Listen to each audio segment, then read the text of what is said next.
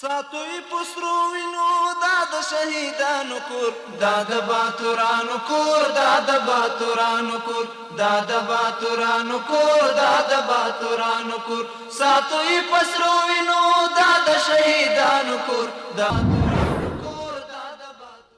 Good evening. Today is Sunday, August 10, 2025. I'm Suleiman Talash and you're watching English News Bulletin from RTA News. Let's dive into today's news updates from the country and beyond.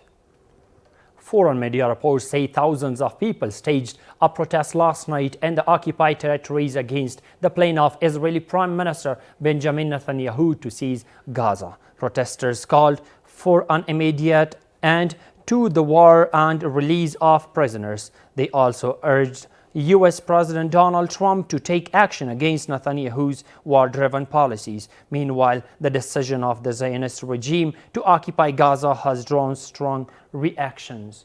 On the other hand, Al Jazeera network quoting the Gaza Health Ministry has reported that in the past 24 hours, 11 more Palestinians have died in Gaza due to hunger and malnutrition. According to the Gaza Health Ministry, this brings the total number of hunger-related deaths in Gaza to 212, of whom 98 are children. The Ministry of Transport and Aviation has signed a 5-year contract with a private company to provide ground services at Maulana Jalaluddin Muhammad Balkhi International Airport in Balkh Province. According to the ministry, the agreement will ensure regular and standard services at the airport.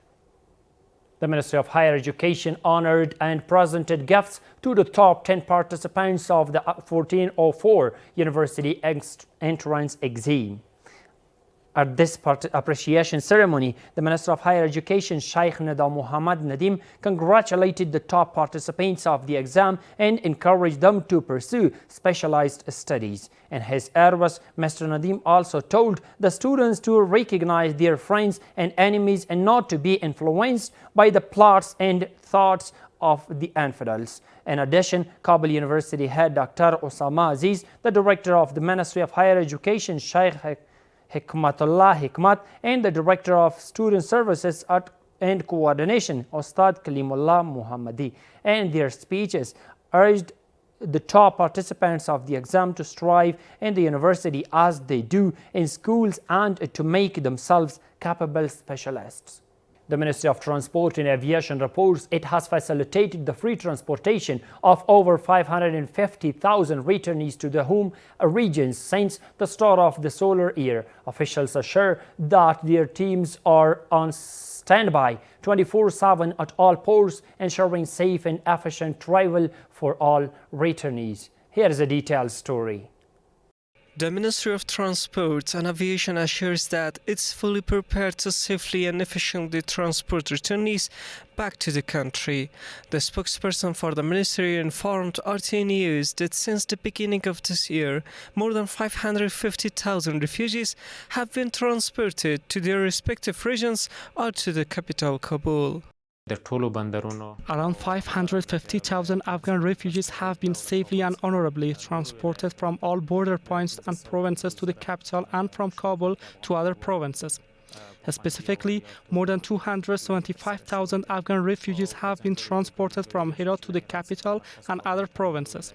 The spokesperson for the Ministry of Transport and Aviation states that the ministry is dedicated to safely transporting returnees to their regions at all ports across the country. The Ministry of Transport and Aviation is fully prepared to ensure the safe transfer of Afghan refugees and is actively using various vehicles and means to transport their belongings and passengers.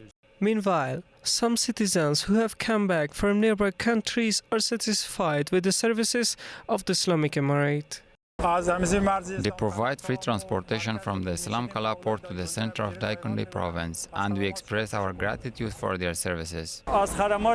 We thank the Islamic Emirate for their free services and for facilitating transportation to the provinces.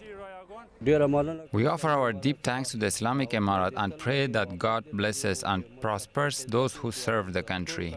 Officials from the Ministry of Transport and Aviation assures that their teams are active around the clock in all ports of the country, working to make the transfer process for returnees quicker and safer.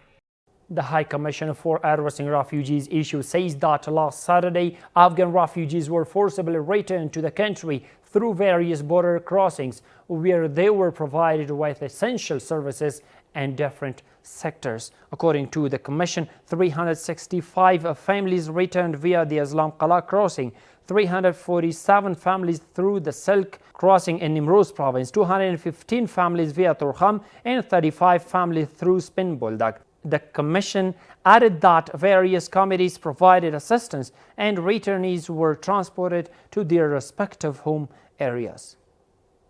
A new flower factory has opened in Ghazni province with a $2.5 million investment covering 6 acres of land. This state-of-the-art facility has created approximately 200 jobs and is expected to enhance local livelihoods and strengthen the community.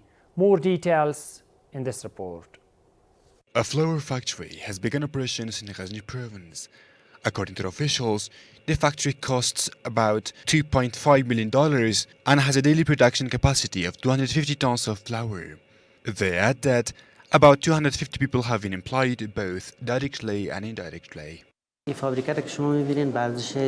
factory you see has been built for $2.5 million and spans 12,000 square meters of land. It has been constructed across 5 floors following international standards. The machinery used is Turkish and meets European quality standards. Officials from the Ghazni Department of Industries and Minerals report that factory activity in Ghazni province has been increased since the Islamic Emirati took power. Currently, 33 companies are operating in the region. This marks the 5th factory to begin operations in flour production. The Chamber of Industries and Mines of Ghazni province was established after the arrival of the Islamic Emirate. So far, we have successfully launched 33 companies in the province, and this is the 5th flour factory integrated in Ghazni province. The workers at the factory are pleased to have been given job opportunities at home, allowing them to return from illegal migration abroad. They hope that business owners will invest in their country to create more employment opportunities for the people and contribute to the nation's development.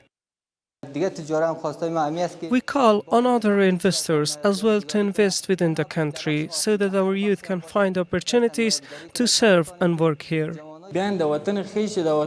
Investing in our own country will help prevent young people from migrating abroad.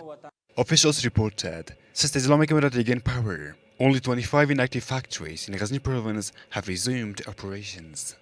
On the other hand, construction work on 9 drinking water reservoirs worth $200,000 has begun in the Gusfandi district of Saripal province. According to the Saripal provincial authorities, the project is funded by the World Food Programme and once completed will provide about 5,000 local families with access to safe drinking water. And the final one reads that a water supply network worth more than 9 million Afghanis has been completed and inaugurated in the Kashake-Rabad Sengi district of Herat province. The Ministry of Rural Rehabilitation and Development says that with the completion of this network, 420 families in the district have gained access to safe drinking water. That's all for tonight. Stay tuned to the latest news updates from RTA News. Thank you for watching. Have a good night. Sato i